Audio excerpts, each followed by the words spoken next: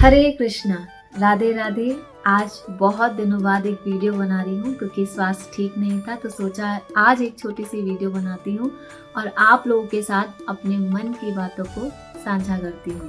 तो I hope कि आपको ये वीडियो अच्छा लगेगा, तो इस वीडियो को पूरा देखें एंड तक। तो आज का जो हमारा विषय है वो है मन।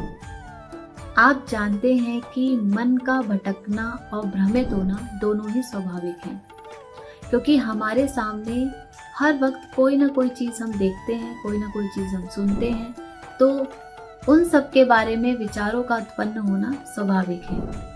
अब मन को नियंत्रण कैसे किया जाए, क्योंकि मन तो एक झील की तरह है, क्योंकि उसमें गिरने वाला हर एक पत्थर हर एक लहर को जन्म देता है, लेकिन उन लहरों को नहीं पता कि ये क्या है। तो हमें इस बारे में जानना और देखना और समझना सारी चीज़ें ज़रूरी हैं, तभी हम हर एक चीज़ से जागरूक हो पाएंगे। क्योंकि जब मन अनियंत्रित होता है तो नकारात्मकता आनी स्वाभाविक है। आप सभी जानते हैं कि जब हम कंट्रोल में नहीं होते हैं तो निगेटिविटी आती है, लेकिन जब हम कंट्रोल में होते हैं तो मन में पॉजिटिविटी आती है, यानी कि सकारात्मक सोच उत्पन्न होती है। तो इसीलिए स्वामी विवेकानंद जी ने कहा है कि आत्म जागरूकता होनी बहुत ज़रूरी है, क्योंकि आत्म जागरूकता नहीं होगी तो हम कोई भी चीज़ सुचारू रूप से नहीं कर पाएंगे, हम भ्रमित रहेंगे हमेशा। क्योंकि जब हम ध्यान करते हैं या हम वर्तमान में रहते हैं तो हमें पता होता है कि हमारा मन किस दिशा में है, कि अभी हमें क्या करना है। तो ध्यान का अर्थ ही यही होता है कि मन को काबू करना, मन पे नियंत्रण बनाना। इसीलिए श्री कृष्ण जी ने कहा है भगवत गीता में 6 अध्याय के 35वें श्लोक में कि जब हम व्यक्ति या वस्तु से यानी दोनों चीजों से अनासक्ति नहीं रखेंगे तो हम यानी हमारा मन नियंत्रण नहीं रहेगा। तो दोनों चीजों से अनासक्ति के बिना आप नियंत्रण में नहीं रह सकते। प्लस आप एक कहते ना मोह माया, हम हमेशा बोलते भी हैं सुनते भी हैं कि मोह माया के जाल में है, इसलिए मन भ्रमित रहता है। लेकिन ध्यान के माध्यम से, अभ्यास के माध्यम से आप अपने मन पे काम कर सकते हैं।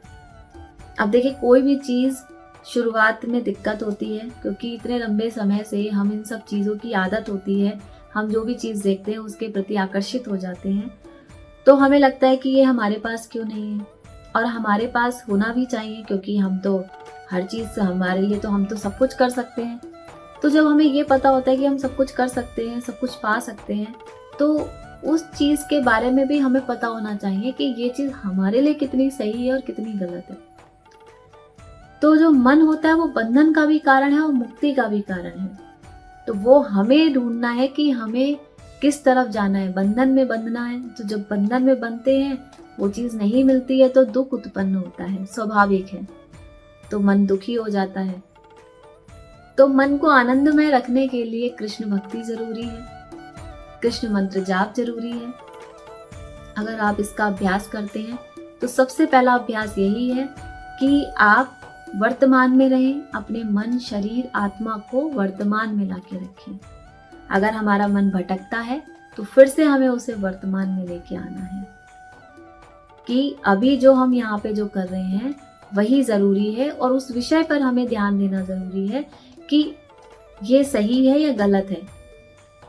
तो मन को वापस लेके आए। अगर आप कोई चीज़ लिख रहे हैं या कोई चीज़ पढ़ रहे हैं और पढ़ते पढ़ते आपका ध्यान कहीं, यानी कि मन भटकाव में है आपका, अभी मन आपके पास नहीं है, तो उसे हमें वापस लेके आना है। तो इसका हमें अभ्यास करना पड़ेगा। अभ्यास नहीं करेंगे तो बार बार मन भटकेगा। आप यहाँ पे कितना ही पढ़ाई कर ले, कितना ही पाठ कर ले, तो उसका फल भी आपको नहीं मिलेगा। तो उसका फल हमें कब मिलता है? जब हमारा रिजल्ट आता है, या फिर हम किसी चीज़ को लेके, जैसे हम कोई पूजा विधि कर रहे हैं तो हम भगवान से प्रार्थना कर रहे हैं, लेकिन जब हम वर्तमान में रह के पूरे मन से और शरीर से, अपनी आत्मा से प्रभु का आचमन करते हैं, लेकिन हमें उसका फल तभी मिलता है जब हम पूर्ण रूप से वहाँ मौजूद होते हैं। तो वर्तमान में अपने मन को लेके आए, ध्यान के माध्यम से लेके आए। ध्यान का अभ्यास करें। हर चीज़ का अभ्यास होता है। अब नॉर्मल ज़िंदगी में हम प्रार्थनाएं करते हैं भगवान के आगे, रोज़ प्रार्थना करते हैं जो हमें चाहिए रहता है या जिसके बारे में हम प्रार्थना करते हैं। लेकिन इस चीज़ पर आप ध्यान देना कि जब हम प्रार्थना करते हैं तो हमारा पूर्ण ध्यान भगवान की तरफ होता है या हम उस समय पूर्ण रूप से मौजूद होते हैं, आत्मिक रूप से, मानसिक रूप से और शारीरिक रूप से। शारीरिक रूप से तो आप वहाँ बैठे होते हैं, लेकिन मन और आत्मिक रूप से आप वहाँ मौजूद होते हैं। आप इस पर ध्यान देना शुरू करेंगे, आप देखेंगे आपका ध्यान धीरे धीरे धीरे धीरे बढ़ने लगेगा और आप वर्तमान में रहना सीख जाएंगे। और जब वर्तमान में रहना सीखेंगे तो जो भी चीज़ें आप चाहेंगे आप वो पाएंगे भी और आपका मन जो है वो भ्रमित नहीं होगा। आपको हर एक चीज़ के उत्तर आपके आत्मिक रूप से ही, आपको आंतरिक रूप से ही मिलने शुरू हो जाएंगे। तो इस चीज़ का अभ्यास करें। भगवान यानी भगवान श्री कृष्ण के मंत्र का जाप करें। हरे कृष्ण कृष्ण कृष्ण हरे हरे, हरे राम राम राम हरे हरे। इतना सुंदर मंत्र है। इस मंत्र का जाप शुरू करें। आप देखेंगे आपके जीवन में खुशहाली और खुशी और आनंद से भर जाएगी। तो राधे राधे, हरे कृष्णा।